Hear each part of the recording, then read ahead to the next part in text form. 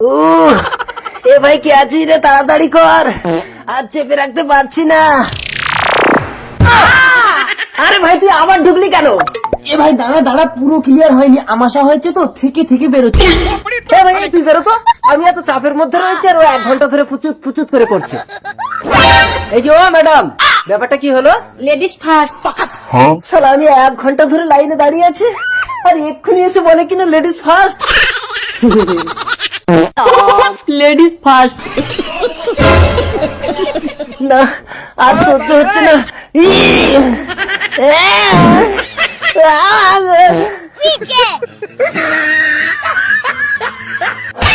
এই তুমি ওখানে টুপিতে কি চাপা দিয়েছো?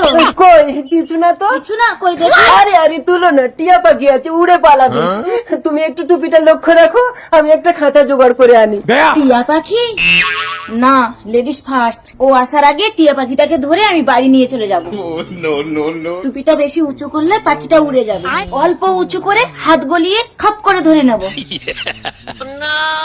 আয় পাখি আয় আয়, ধরেছি। কি এটা? ইস গুরে, আমি আরো বাম হাত দেবো ভেবেছিলাম, ভাগ্যিস ডান হাত দিয়ে চটকিয়েছি।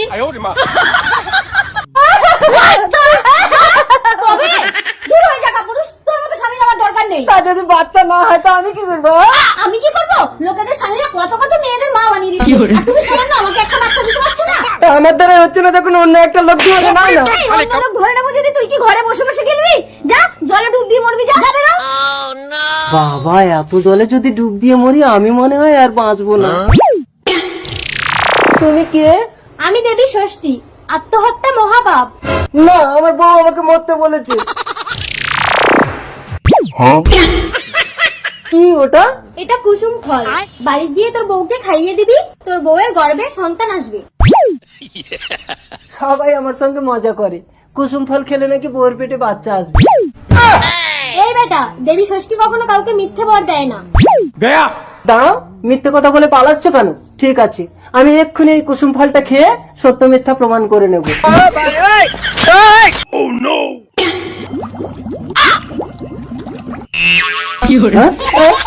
বাচ্চা বল এই ষষ্ঠী দিনে কুসুম ফল দিয়েছিল, তুমি তো আমার জন্য নিয়ে আসবে। এবার এই বাচ্চা আমি কি করে বার করবো?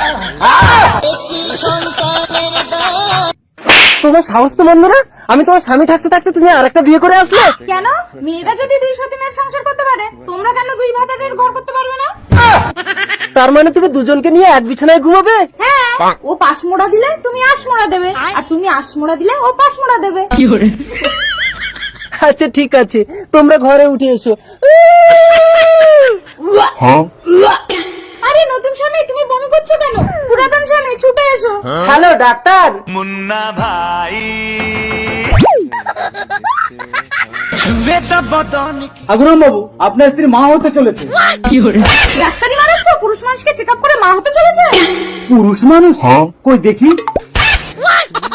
গা হাত পা এত নরম নরম লাগছে কেন? নরম? কই দেখি। হ্যাঁ, একটু মেয়ে মেয়ে লাগছে। ডাক্তার বাবু, একে ছেলে করে দেওয়া যাবে? এই আমি ছেলে না মেয়ে। আমাকে পাওয়ার জন্য তোমার স্বামী আমাকে ছেলে সেজে তোমাকে বিয়ে করতে বলেছে। আমি তো শুধু প্রেম করেছিলাম, তুমি তো বিয়ে করে একেবারে ঘরে তুলে আনলে।